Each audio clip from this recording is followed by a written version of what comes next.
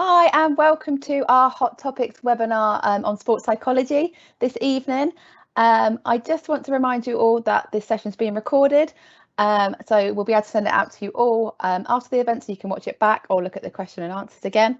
If you have any questions you'd like to submit during tonight, please use the question and answer box, which is in the right hand top corner of your screen, to submit any questions, and we will try and answer as many as possible at the end.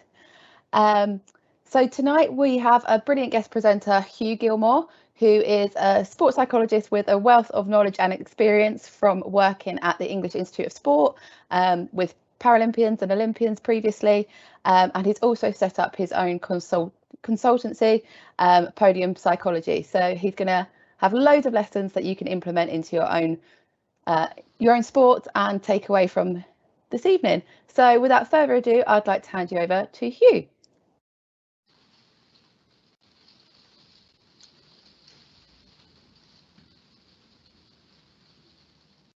So am I live? Oh, okay, good.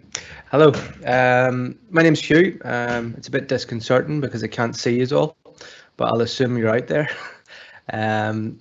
My background obviously is in sports psychology, working with British weightlifting and British athletics and with the EIS. And I'm going to go through some of the topics that you have asked me to cover today for you. If you do have any questions, please do throw them into the chat box and Amy will read them out to me. And I'm going to share my slides with you at the end of this presentation, so don't feel as if you need to write down anything of use. You know, if it's on the screen, you'll get a copy of it at the end. So yeah, without further ado, I'll jump in and I'll just share my slides. So this should be going to you now, Amy, if you can share those slides. And then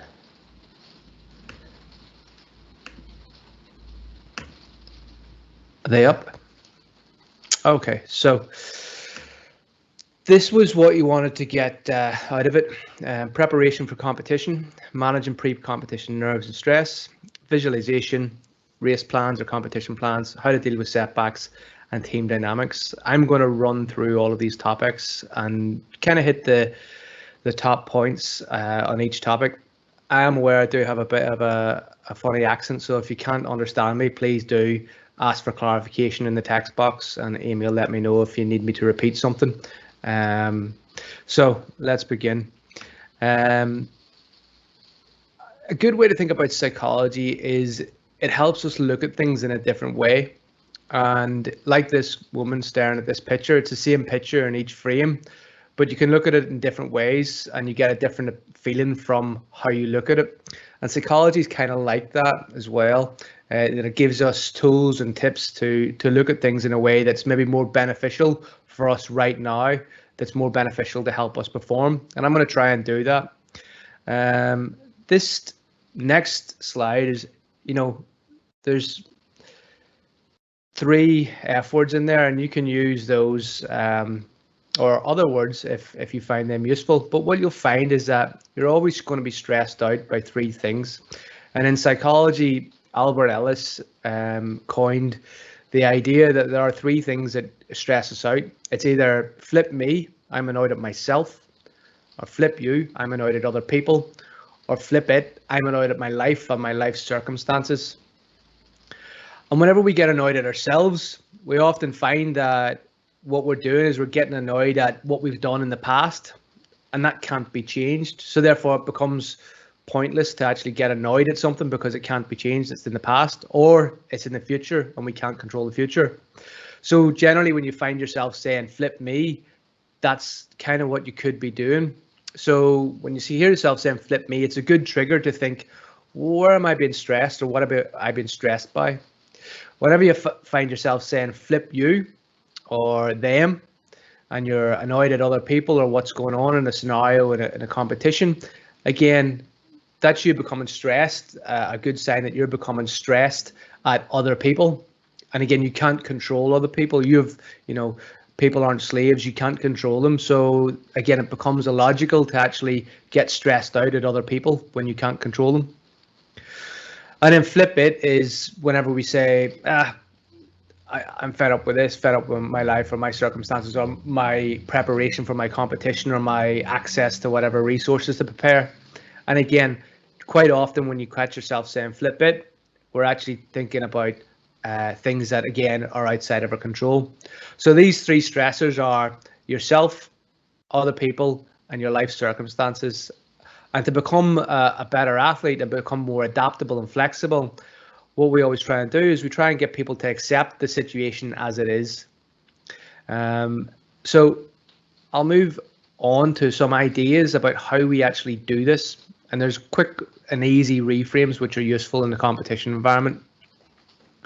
So the first reframe that I'll teach people is write down all the things that you blame people for. So write down all the things that you get annoyed about.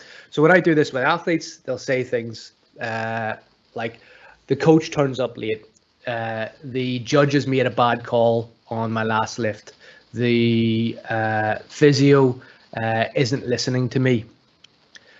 And then what I'll do is I'll ask them to write down what their responsibility is, because blame is a two-sided coin. Blame is putting the fault at someone else's door, whereas when you take responsibility, what that does is that gives you a sense of control, and that sense of control empowers you, and that sense of control is something that you can do and deal with. So for example, if the coach is late, it's your job to point out that the coach is late. It's your job to say, is it possible for you to be on time? It's having an impact in my training session.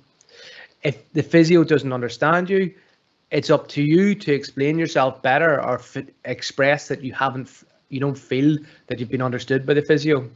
So very often in life, we sit down and we blame everybody for what's going on. You know, if anybody wants to start talking about politics now, I'm sure we can split the room and we can get blame being thrown about left, right and centre. But the reality is, the responsibility is that you have to vote, you have to take action, and you have to be responsible for yourself. So when you make a list of things you blame, find the other side, the responsibility of that. And actually what that'll do is that'll help you feel in control and help you decide on an action that you can take. The next reframe that I like to do with athletes and teach athletes is to separate emotion from fact.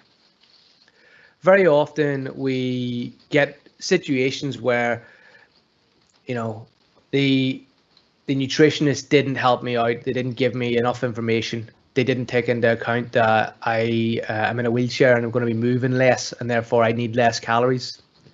So we can attach a fact like the nutritionist didn't do a good job to I didn't get the right information. And we can make this, we can make these facts attached to emotion, which is I'm annoyed because of this. This is a disappointing situation. I should feel sad or angry about this. And again, what the job of the psychologist is to do there is to take the emotion and separate out what the fact is. So if we think now, for example, I'm annoyed, I haven't had my dinner. Well, what I'm really saying there, the fact is I haven't eaten yet. And that's much less emotional. That's a factual statement. The emotion bit has been removed, and that's something I can actually deal with. I can deal with facts because I can then identify what it is I can do to change the scenario. Whereas if I get stuck with just the emotion, I can end up getting into a bit of a spiral of just being annoyed and grumpy because I haven't been fed yet. Similarly, people will say things like lockdown is unfair and depressing. But the fact of it is not that it's depressing and not that it's unfair. The fact is you can't partake in specific activities. It allows you to see, when you separate out the fact from the emotional words, that there is something there that you can control. So again, a reframe for this is separating out the emotion from the fact. Now, a reframe of choice. Sisyphus was a Greek god, or well, I think maybe it was a demigod, but he was sentenced to Hades, and his job was to push a rock up a hill. And it would roll back down, and every day he would have to do it again. So he's sentenced for eternity to push a rock up a hill. And the philosophers have talked about this many times, and I know it's a mythical story, the point is, in philosophy, they identified that he must have to choose. The only way he could be happy is for him to choose to accept what it is he has to do. So to accept the problem, the best way to do that is, how would you make it worse? How would you identify that this could be a worst case scenario? And then identify what it is you need to accept in terms of your current reality and what you can choose to do. And a good worked example of this is, let's imagine you don't get the best warm-up. Well, it could be worse. You could have got no warm-up. And then from that, you can then say, well, now that I've got a poor warm-up, what do I need to do? I need to focus on how I start this race or start this competition, on the bits that I can control. So you choose to accept the reality the way it is, and you choose to make what you do a choice. So in essence, as Sisyphus did with his rock, pushing it up the hill and been sentenced to do that for eternity, he chose to suffer. So again, that's a good way to look at this, that your experience doesn't have to be perfect, and you can choose to suffer effectively so that you can actually be happy in your suffering. And that's a big stretch, but it's possible to get there, because actually if you make the choice, then you're in more control. And if you're in more control, you're becoming more adapted to that. And that's all we're looking for, is we're looking for a little bit of adaptation, because that over time adds up. So team dynamics is something that was brought up, and team dynamics is a massive thing for anybody to consider. You know, I could talk for 2 days about this, but everyone on a team, everyone in your family, everyone in, you know, your place of work, everyone on the planet is doing what they think is right. That's also the problem as well, is because other people don't understand what it is that they think other people should be doing. Your job is to try and understand, when you're part of a team, why people are behaving the way they are. So if somebody is being forceful or commanding and putting in constraints on how you train, or trying to lay the law down in a team where it's supposed to be equal responsibility, your job is to understand that that person's actually acting that way because they think that's the right thing to do.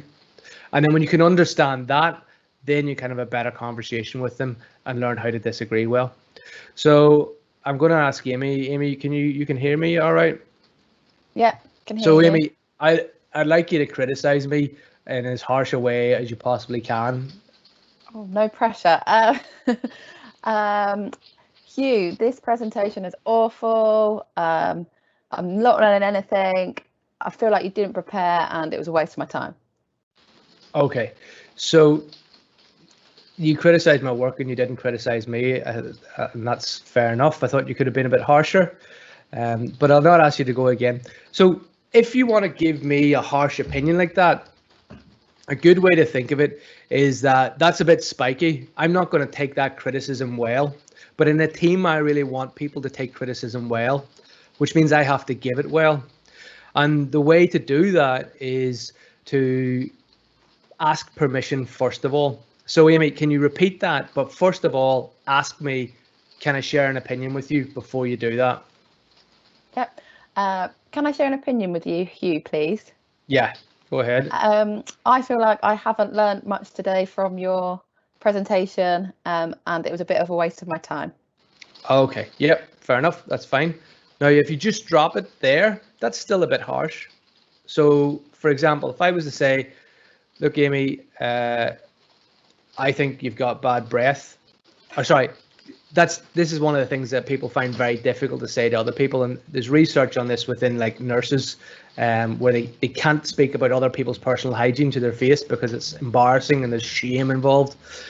But if I wanted to say something really personal and cutting like that and go like, Amy, do you mind if I share something with you, and then go, you've got bad breath? The fact that you've agreed because I've asked permission and then stopped it there still isn't a good way. We need to finish this off with, what are your thoughts on that? Oh, I'd like to hear what you think about that. So can you try and give me the opinion?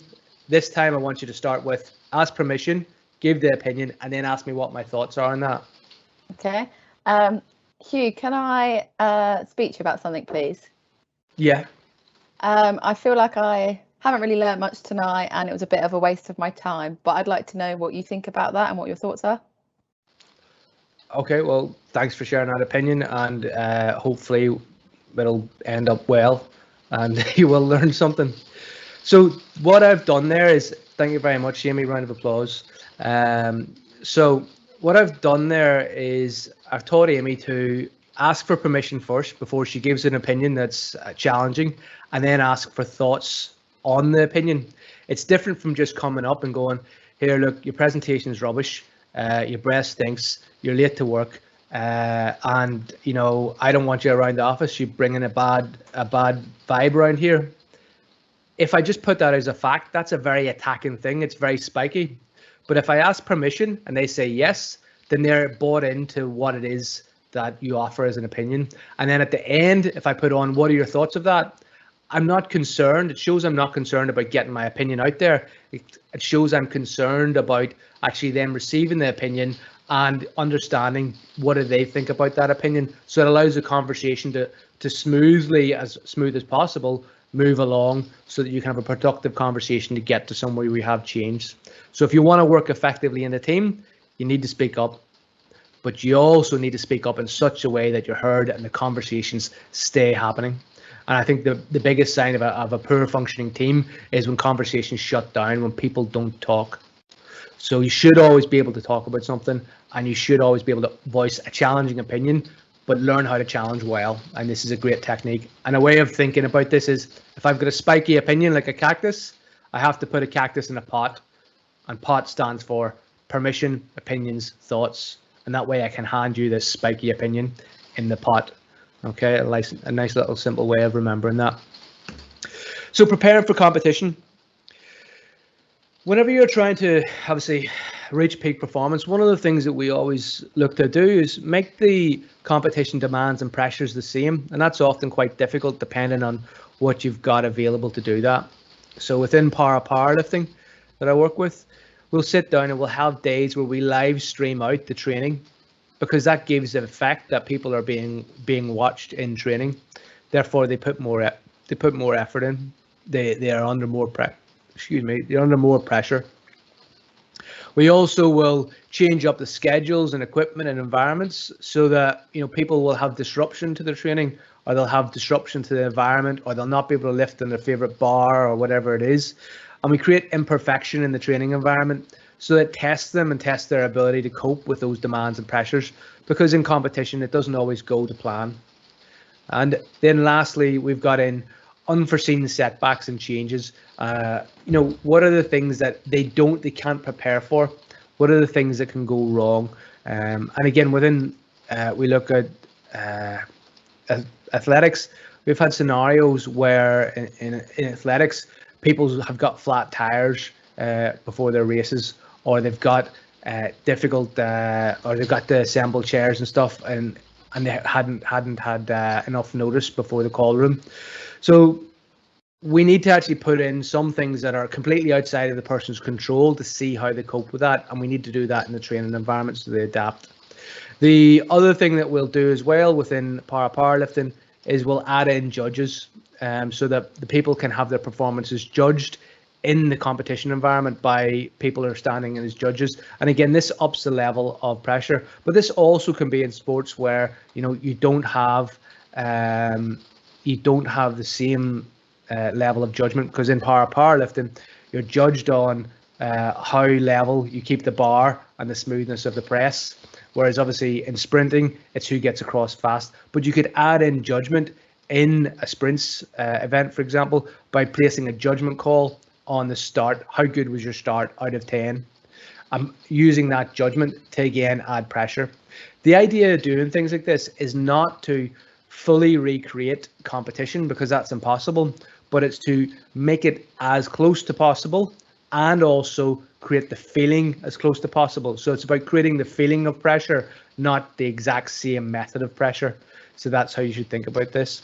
And it's great to discuss these types of things with your coaches to see how you can incorporate it more within your own training. Right, competition or race plans. The most obvious what ifs. So within psychology, people always say things, and it's ridiculous, like,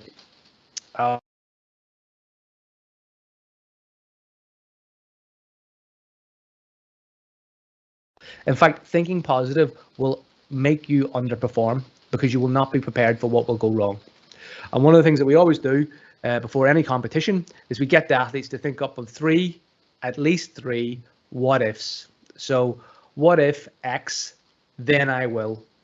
So they have a what if might go wrong, and then I will do X. So for example, for this presentation, if it goes terribly wrong and the electricity goes out, then I will ring Amy and see what I can do and maybe deliver it via my phone instead of using the slides on the laptop. So your job when you do a what if or a competition plan is to identify things that will go wrong and then identify the things you will do. And the research strongly shows that people who do this process of what ifs, then I will result in greater performance. And I can think of a guy I worked with, went to the World Championships, and he said he was always scared of putting on spikes. He was an international runner for, I think, up until he was 27 in 400 meters. And he said he was always scared of putting on spikes because he was afraid of getting a hamstring tear. And he didn't use them in training. And then he went to a competition 6 months, or sorry, not 6 months, but 3 months before the World Championships. And he got a hamstring tear. And because we had done a what if plan, he was in the most low stress state possible for somebody who just actually destroyed their hamstring and still had the World Championships to prepare for. He had a clear plan of, if I tear my hamstring, then I will rest it for a day, ice it, and then I will consult the physio and implement a rehab plan within the next 2 weeks. And he had the rehab plan written up because he was so scared of what might happen if he did pull the hamstring. So because he was prepared for that, he coped and adapted and was still able to go to the World Championships and still able to perform his best. And I think that's the thing, is like, prepare for the obvious things that can go wrong and you're more likely to sustain your performance.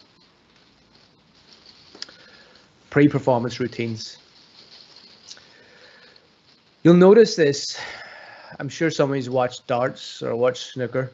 You'll notice this in sports where it's a very fine skill, where it's a skill that's, there's nobody, it's not like football where people are being attacked and it's a dynamic. In a fine skill sport, you'll notice that players maybe do certain things, they have certain tics or certain patterns of behavior. And what actually happens is that they develop a routine that helps them do their performance. And the routine generally involves three things: some sort of imagery, where they think of an image that is related to their performance; some sort of self-talk, where they tell themselves something that's useful; and maybe some sort of physical behavior, like some sort of movement. So if you watch powerlifting, for example, you'll see the guys will be doing things with their shoulders and with their hands and moving about in a way that they always do the 2 minutes beforehand. And this is known as a pre-performance routine. And what this does is this builds confidence because it becomes familiar. So for example, if I was going to go and drop you in the middle of China right now and say, do a competition, it would be completely unfamiliar. Different people, different languages, different smells, all sorts of stuff. And this pre-performance routine takes what you do before those few minutes, before you compete, and makes that a familiar sense. And that then gives you confidence about what you're about to do for performance. And this is something elite athletes will all do. You might have seen a rugby player called Johnny Wilkinson always going to take his kicks, and he would get in this familiar posture where his hands were joined like this, and he would lean back and sit into it and go through the kick. And again, this pattern is what gives the performance and the precision of the performance. So if you're in a sport where there's a set skill, a pre-performance routine is something that you do in maybe the 2 minutes beforehand or the 30 seconds before you do the skill. It's something that's a pattern that you probably already do bits of this. You say something to yourself, you maybe think of an image of what it is you're trying to do, and you maybe do a physical movement in whatever pattern it is that you normally do. And if you're already doing it, my advice would be become aware of it and repeat it, because that's going to give you confidence for your performance. But similarly, don't change it, don't add to it. Don't think, right, I need to add in a little bit extra, that's important. Because when you change it, that disrupts your performance. So the general rule is, if you have a pre-performance routine, don't change it unless you have 6 months. I'm currently working with athletes who are preparing for the Paralympics. They don't have a pre-performance routine, but they actually do have a pattern that they do. And what my job is to make them become aware of it. And the way we do that is we video them in training before they do a big lift. And you'll see that they do set things that they haven't been aware of before they perform. And it's about them becoming aware of what they do so that they know to repeat it. And that doesn't go out the window whenever they're under pressure. So a good thing to do is video yourself before a race, before a lift, or before a throw, or whatever your event is, so that you become aware of what you do, so that you can then start to repeat it. And you'll find this is what people generally call psyching up. And it's not about psyching up too much, because if you overdo it, then that's going to impact your performance.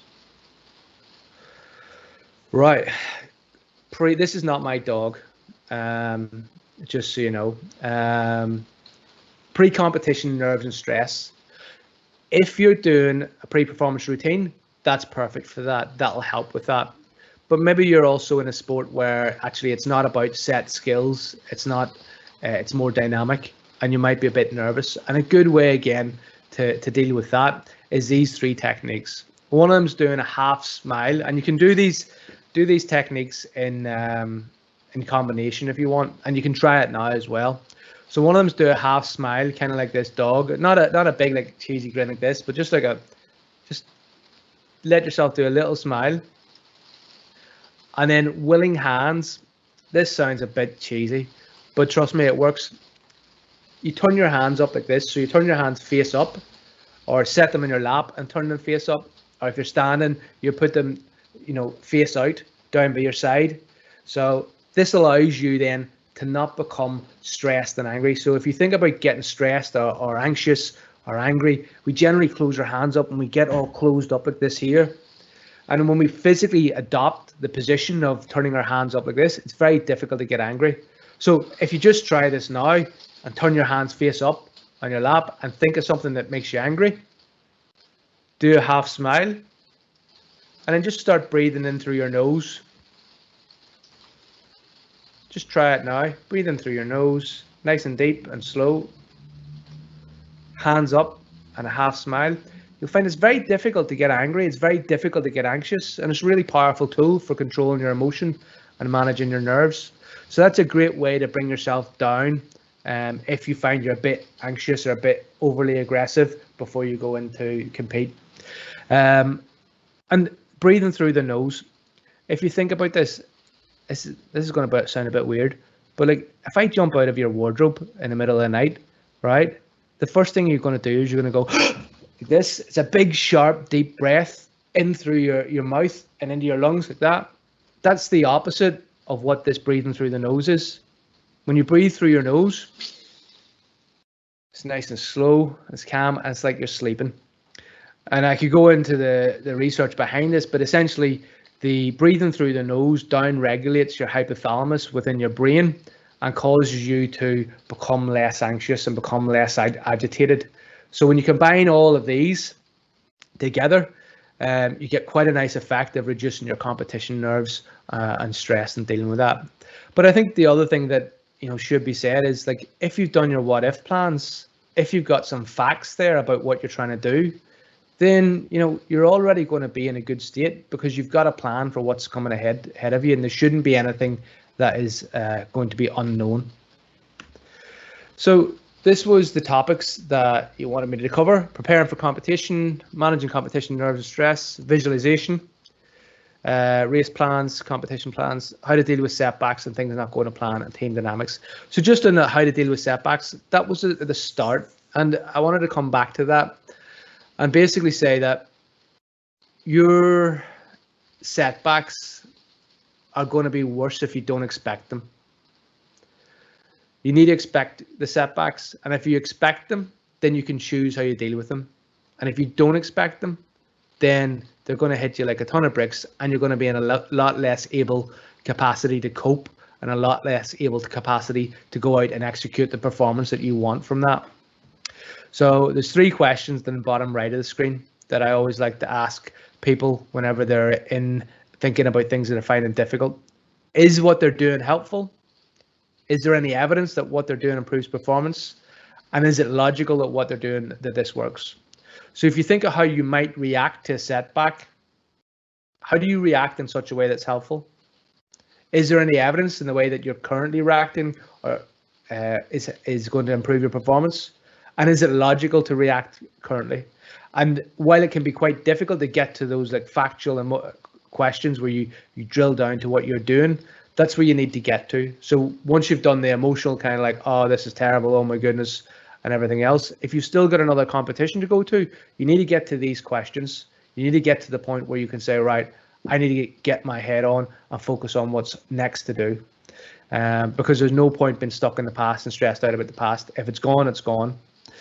So that is a quick run through of your answers, or the answers to your questions. It has been very quick, and there's a lot of stuff in there maybe I could have spent more time on, but I'm happy to go back and discuss more.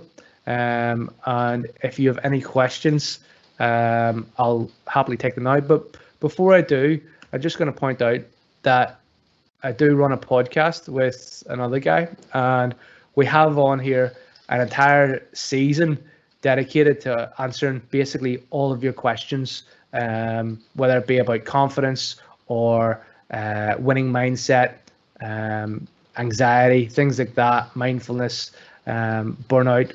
So there's a whole season of us interviewing top athletes and sports psychs and getting the best of advice out there for you. So is there any questions that need answered, Amy?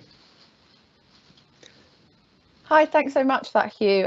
I certainly enjoyed it and was practicing your tips as we went through, although you did put me on the spot with that insulting you question. So I need to practice. I should have had that tip beforehand.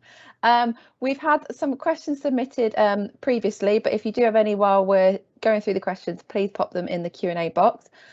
So the first question I have for you, Hugh, is I'm continually pushing myself to the limits, both physically and mentally during my training. How do I overcome the need to want to push myself to the limits when the mental need outweighs the physical pain, even though I know it's not right? Okay, can you just repeat the question? You just cut out a little bit there. Oh, yep, sure. I know continually pushing yourself almost to the limits during all training sessions, both physically and mentally, can have a negative impact. How do I overcome the need to want to push myself to the limits when the mental benefit outweighs the physical pain? When the mental benefit outweighs the physical pain.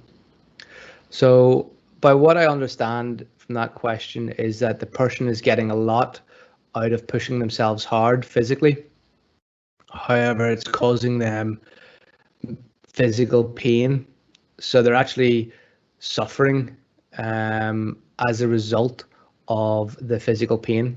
I'm going to hazard a guess and say that this is somebody doing an event that causes pain, potentially. So if I imagine like a 400-meter person is going to get a lactic acid burn whenever they're pushing themselves hard, or you might get a very strong pump, or just maybe it's an endurance athlete who's pushing themselves very hard. So I'd have to ask, like, you're associating the idea that suffering is good. And the idea that this suffering is good is, if it's true, it means that your performance is increasing. And it also means that you're able to recover from it. So I would ask you, the question is, if your performance is increasing and if you're able to recover from this stress, is it a problem? But I think the fact that you're asking that question means that you know that this is you getting more out of training and trying to, I'm going to use this word, it might not be appropriate, but trying to punish yourself to feel that pain, to show that you can overcome things, when actually that's not what you're trying to do. What you're trying to do is enhance your performance. Making yourself suffer more doesn't change your circumstances. Making yourself perform better does. So I would urge you to go back over your performances and whatever it is you've been using to say that, whether in your event, what are the numbers that is improving, and track those. And if they aren't improving at a rate, or even if they're going downhill, over the last 3 to 6 months, you could ask yourself, is the approach that you're taking right? And maybe you need to pull back a bit, and maybe you need to actually think about how you recover as hard as you train. So that would be my advice there.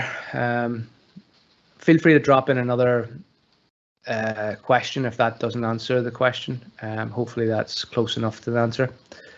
Any other questions there, Amy? Yeah, we've got quite a few. So the next one that came in was, sometimes when I shoot a bad shot in archery, I end up having 2 more bad shots. Is there any advice to overcome this? Yes. If you shoot a good shot instead of a bad shot, that will work. No, okay. Seriously though, there are times that it's very often that we go, oh, I've done one bad thing, therefore 2 more will come ahead. But I would ask you, have you ever done a bad shot and then done 2 really good shots? And I'm pretty sure you're going to say, yes, that has happened.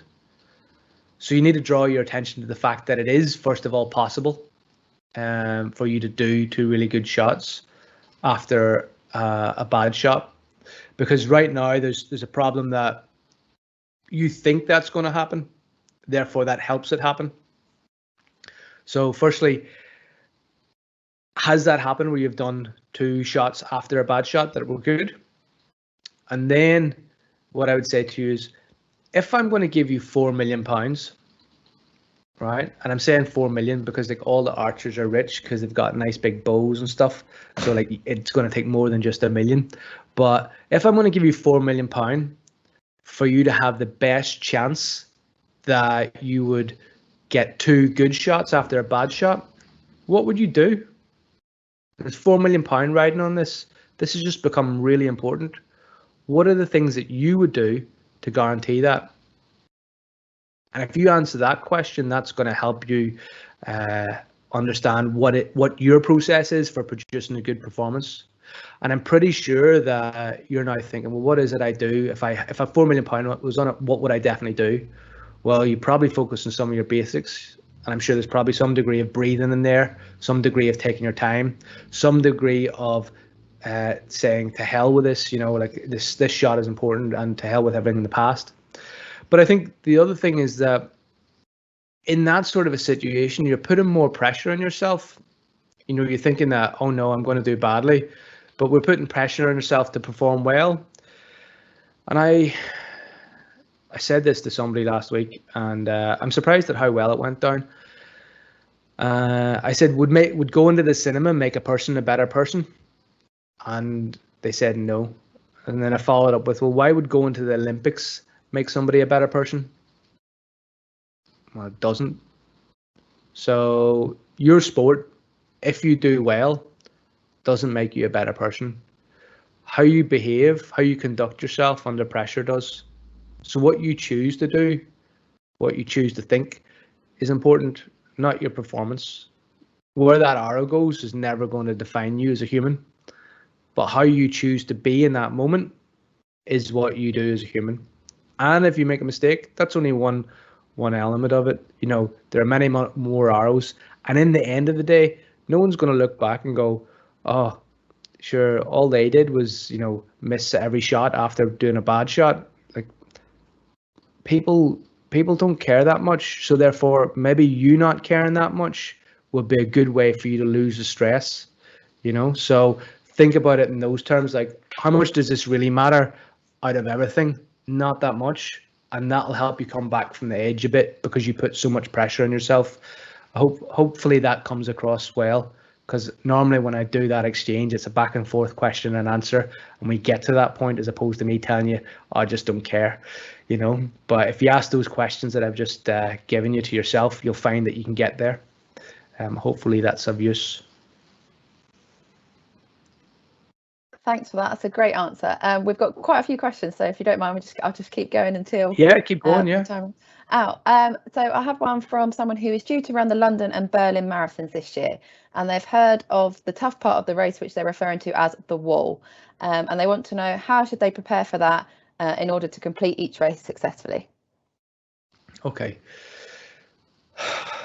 I should have started this with I'm a psychologist, but all my jokes are bad, but you're not paying for the jokes. So I normally say when people say they run marathons, I say, what are you running away from? But but it's funny because people say they hit the wall, and yeah, there is a tough part in the marathon where you do hit a wall. But also, when you see people who hit a wall in the last 500 yards, when they see the finish line, what do you think happens? They see the finish line and they speed up. So why are people making a big deal out of this wall? Oh no, they've got no energy whatsoever left, and then they get to the finish line and they're like going faster. That doesn't make sense. That there's some wall that stopped them. It couldn't be possible for them to actually speed up as they get closer. Then, so the wall, yes, it's tough and it's painful, but the reason people speed up at the end is because they can see the finish line. They can see where they want to get to. The goal becomes visible. The target is there. They can see it. So your job is, when you find it difficult in a marathon, is to pick a point in the distance as far as you can see, or half as far as you can see, or a quarter as far as you can see, and say, I'm just going to make it to there. And when you get there, you go, right, I'm just going to make it to there. And when you get there, now I'm just going to make it to there. That's all you have to do. You don't need to get to the finish. You just need to keep getting to the next lamppost. And that's how you break down past the wall into something that's achievable, into something that's going to motivate you. Because every time you pass one of those, then you're doing it. Then you're getting it done. So that's my advice: is pick a place, pick a point where you have to get to, and I guarantee you'll get there. Pick the next point once you get there, and eventually you'll get to the finish line. And when you get to the finish line, then you can speed up like everyone else does. That's great advice. Thank you. The next one that's coming is, what suggestions would you give for those who are participating in grassroots sport and want to increase their confidence?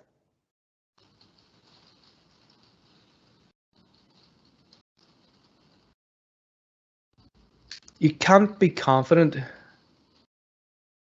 and brave. And I'd ask you, what's more important for you as a person? Would you rather be brave, or would you rather be confident?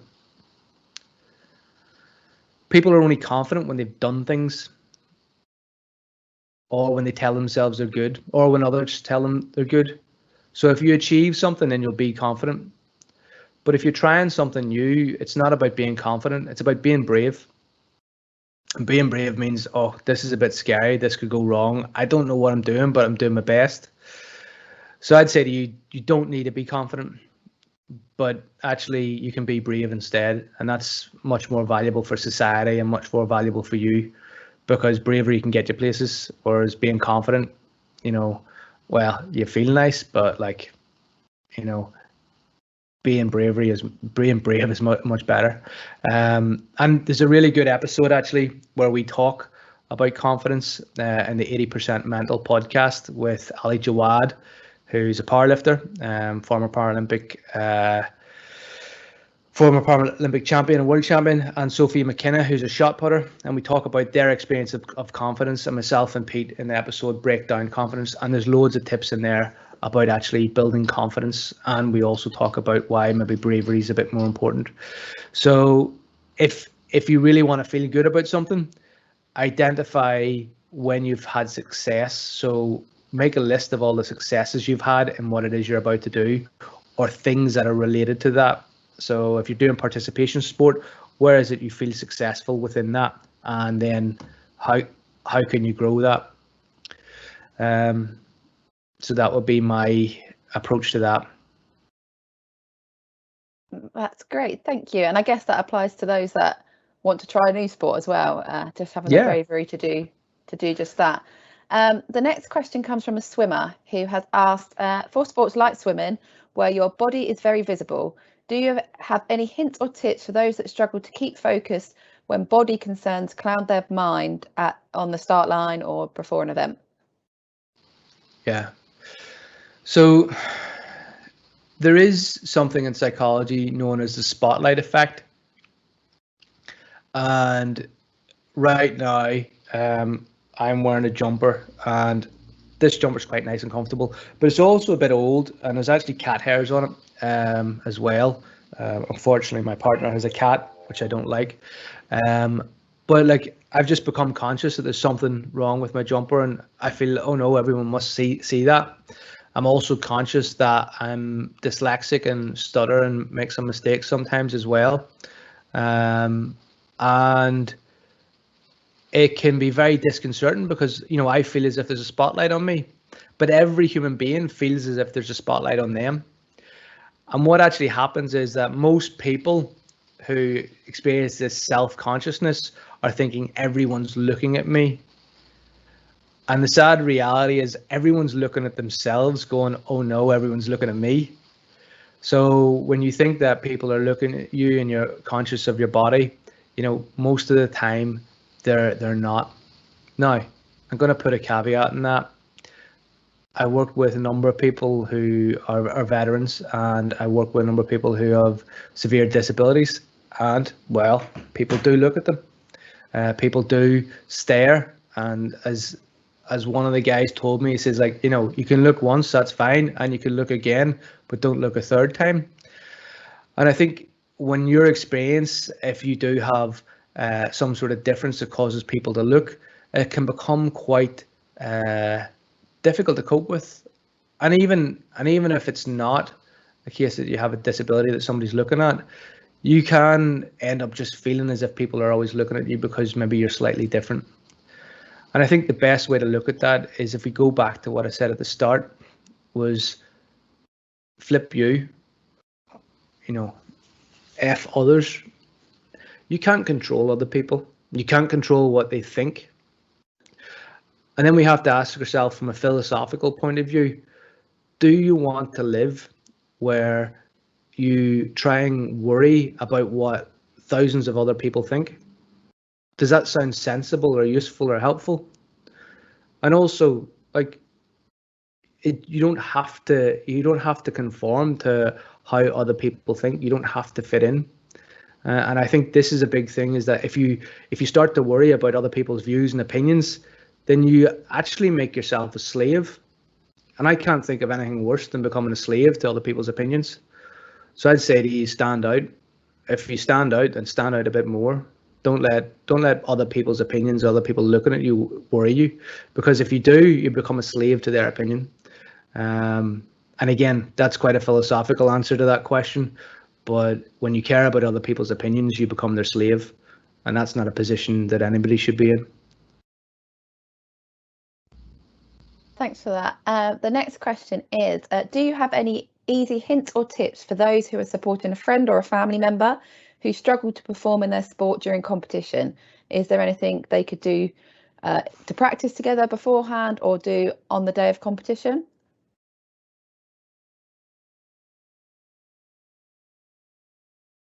So for a friend or family member to help the person? Yeah. Okay.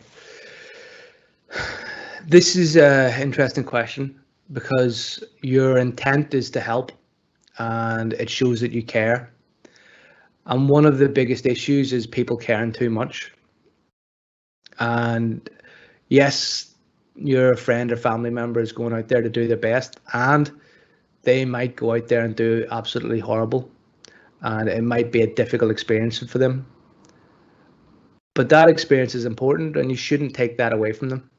That's as valuable to sport as the winning, as the victory. So by you wanting to help them, what you're actually saying is their performance is important. And really what you want to be saying is you're important. And that's completely different. So I would ask them, look, is there anything I can do to help? Or is there anything you want me to do? Do you want me to be quiet? Do you want me to help you do things? So ask them what they want, and you know, they'll tell you. But for the most part, I think the biggest thing is that value them, not their performance, and you'll go a long way. And just enjoy it. And you know, I think this idea that we have to help people is probably maybe a little bit a bit in the wrong direction. Sometimes we have to let people be exposed to the difficulties they have to face, and then be there for them if they have a bad day, because that's just as important as them having a good day and you celebrating with them. So you've got two jobs. You've got the job of helping them get exposed to the difficulty, and being there for them when they're successful as well as not successful. Their performance doesn't matter. They do. That's really great advice. Thank you. Because I know myself, when I'm just playing netball as I do, that sometimes you feel actually it's the pressure that you've let down someone else rather than yourself. So that's really good tips. So thank you. You mentioned your podcast. A question's come in to say, are there any other good social media accounts that you would recommend for tips and advice with things, all things sports psychology?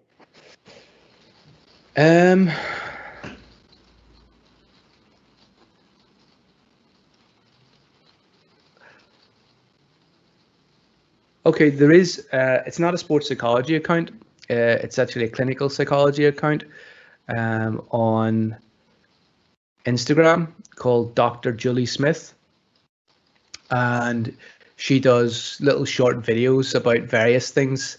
And again, like, you know, it's clinical psychology, but you just go and lift it out of that and put it into sport, and it's become sports psychology. It's the same science. So she does nice videos that are quite interactive and good. But other than that, I'm not too sure. Our podcast is quite good. Well, yeah, and that's very good. But you'll find that out. But unfortunately, I have pretty much withdrawn from most social media, so I try not to follow it because it just leaves my head in an absolute mess and full of rage, and I have to sit there and breathe in through my nose and turn my hands up to the sky and do that whole thing I've just taught you, because social media drives me nuts. So yeah, I'm sorry I can't be of more help there, but Dr. Julie Smith on Instagram is very good, and then the podcast is 80percentmental.com, and you can subscribe to it on your phones or wherever you get your podcast from. And it's 80percentmental.com, all words. There's no numbers in that. Yeah. Amazing, thank you. And I'm sure if anyone wants those details again, we can send them out in an email afterwards. Just let us know for the podcast. Next question is, you've given some great tips and advice, but what would you say are your top 5 tips for mentally preparing before competition?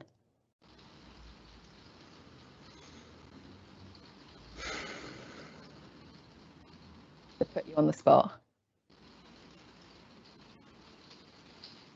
Well, my question would be, what are the top 5 things you're going to do wrong?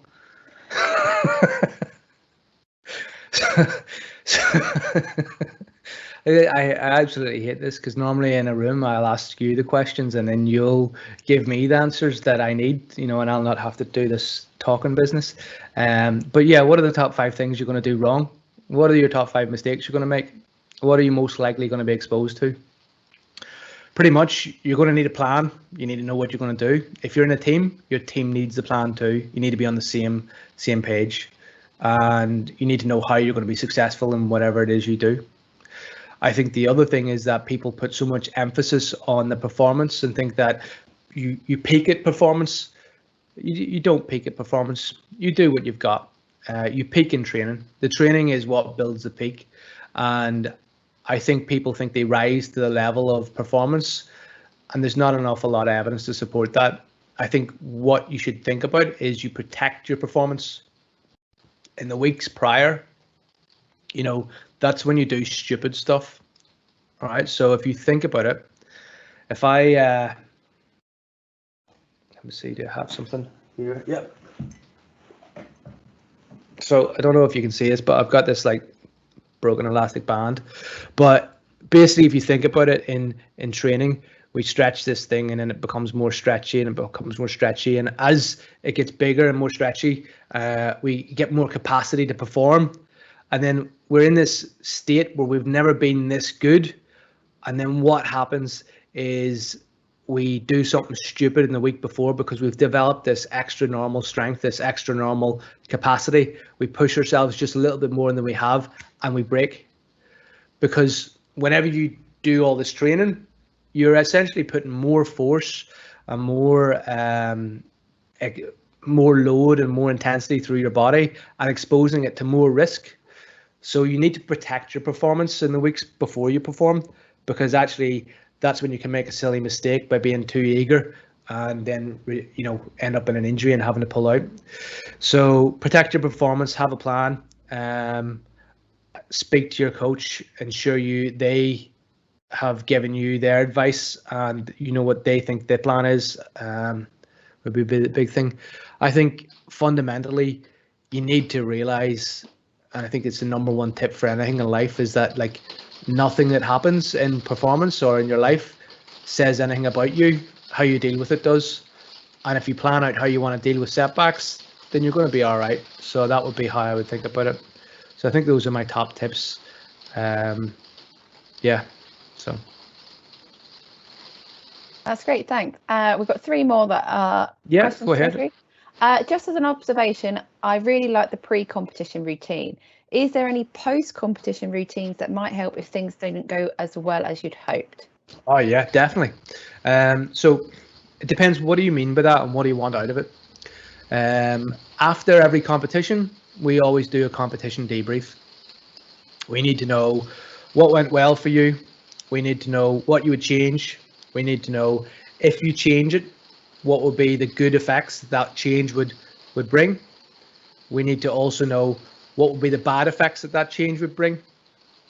And then we need to, oh, sorry, is it still going? Yeah, it's still going, yeah. Okay. We need to know then what it is you would do, because whenever you make changes, good things and bad things happen. There's no such thing as an action that is good. There is only actions that are both good and bad. We don't know how much good and bad is in them, and they have then knock-on consequences. So you have to reflect on your performance afterwards with what went well, what would I like to change, what would be the negatives of that change, what would be the positives of that change, and that will help you then decide how you actually review and improve from your performance afterwards. So that's how we would debrief. We would also sort of debrief then based off of like, did the performance meet what you were expected to do based on what you've done in training as well. Is this a performance issue in that you didn't perform, or is this just a case that you lifted 80 kilograms in training, you lifted 80 kilograms in comp, you actually performed, but we need to now then work on the training side of things. How do we get you even better from the training so you can perform at a higher level? So is your performance what's limiting your performance? Is it the execution, or is it the ability, which is what you develop in training? I think the other thing is then, in terms of if it hasn't gone well, know what you want to happen and make sure that those people who are around you know that. So I ask the athletes actually, if this goes badly, what do you need from the coaches? And I'll say, leave me alone, give me 24 hours, and then we'll do the debrief. So know how you want to be treated if it doesn't go well. But I think ultimately, again, your performance doesn't say anything about you. So whether it goes well or not well, it's all about how you choose to approach it. So I think it's kind of like if I'm throwing a javelin, I only have control up until I let go. And once I let go of the javelin, it doesn't matter where it goes, because I can only control that start bit, So detach yourself from the result. Your performance is not your result. And how your performance is not your result is because if somebody you don't like, somebody who's a complete utter moron of a human being that you completely hate, and they go and do better than you, does them doing a performance that's good make them a better human being? No, it doesn't. And similarly, does you doing a bad performance make you a worse human being? No, it doesn't. So detach yourself from your performance, and that'll also help you cope better after a setback. Amazing, thank you. Next question. We keep getting questions submitted, so people are enjoying the session clearly. What can I do if no matter what great feedback I get, I feel like an imposter and feel like I'm not good enough? Okay. I'm not allowed to swear, am I? Preferably not, please. Okay. I want you to think of a 4-letter word beginning with S. Right? That's going to be the word that I want to use. But people who are that word don't get imposter syndrome. You only get imposter syndrome if you're good. So if you imagine this, right? I went through a midlife crisis, got a skateboard at 33, which is about 5 years ago now. And I never once thought to myself I was Tony Hawk's, or I never once thought to myself, oh, I'm really good at skateboarding, right?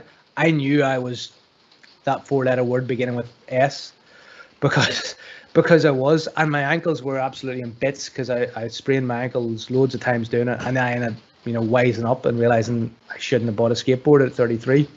So I couldn't get imposter syndrome because I was bad at it. Now, I get imposter syndrome with psychology because I'm good at it, because I've got years of experience doing it, years of training and qualification. But I get imposter syndrome because I'm good at it. Imposter syndrome is what you get when you're good at something. So that's what I would say to you. So whenever you feel as if you're an imposter, realize, first of all, that means you're actually good at what you do. And even if you aren't as good as you want to be, well, that's fine. Why is this not a learning journey? Is it you telling me learning is not acceptable? You tell me it's not acceptable to get better at something? So again, step back from that imposter syndrome. You're allowed to learn, you're allowed to make mistakes. And again, if you're getting it, generally speaking, it means you're already good. You only get it if you're good. That's great, thank you. The next one's quite a specific one. Have you read the book Mapping Cloud9? It relates to human peak performance, individual flow, and team flow triggers. If so, what are your thoughts? Unfortunately, I haven't read the book, so apologies. I have read a book by a guy called Mihaly Csikszentmihalyi, and that's actually a really long name, and I've got really good at pronouncing it. So Mihaly Csikszentmihalyi's book on flow, he's one of the researchers who talked originally about flow and did a lot of the research on it. And he basically points out that flow is something that we achieve whenever we have got high challenge and we have got high resources or high ability to cope. So something that is really, really skillful and we have the ability to cope with it. And if we have, say, low ability and it's a high challenge, that's when we get stressed. But you'll know this, all you guys know, the opposite of this is whenever somebody hands you something to do and it's boring, you're like, why am I doing this boring? You don't get flow in that state. So to get into a state of flow, you get that through repeated practice in performance domains where there's a high challenge and it's also a high skill set that you have where it's meeting that challenge. So yeah, that's my understanding of flow. In terms of a team state of flow, I'm not too sure about that. I think that's more anecdotal than evidence-based, going off what I know. But yeah, so that's my understanding of flow state. Also, here's a good one for you. Reading a book about flow, trying to understand flow, trying to get flow is not a way to get flow, because this idea is that if you try and get into flow, then you're not actually in flow, because then you're thinking about it and you're breaking down your performance too much. So the best thing to do is just go out there and enjoy it. It's kind of like saying to somebody, be happy. You can't be happy. You have to do happy.